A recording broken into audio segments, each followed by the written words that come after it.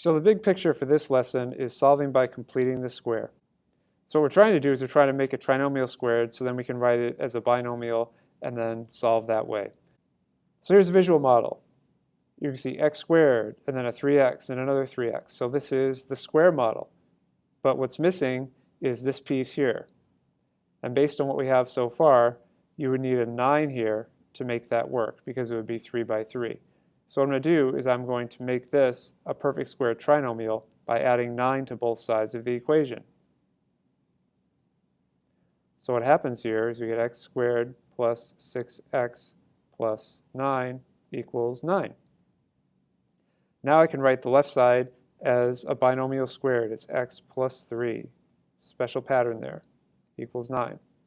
So now what you do is you solve by taking the square root of both sides. So the square root of x plus 3 squared equals the square root of 9, plus or minus the square root of 9, I should say.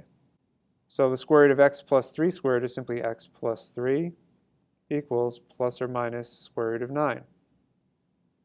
Square root of 9 is 3, so I can simplify further. X plus 3 equals plus or minus 3. Subtract 3 from both sides. X equals negative 3 plus or minus 3. So negative 3 plus 3 is 0. Negative 3 minus 3 is negative 6. So those are the two solutions for the equation x squared plus 6x equals 0. And you might think, well, geez, that's a lot of work for an equation like this, but this is just a simple model.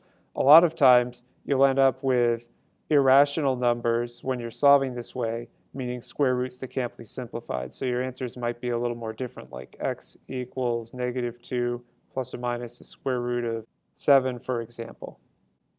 So there are a lot of examples in this lesson and a lot of videos as well. That's the big picture.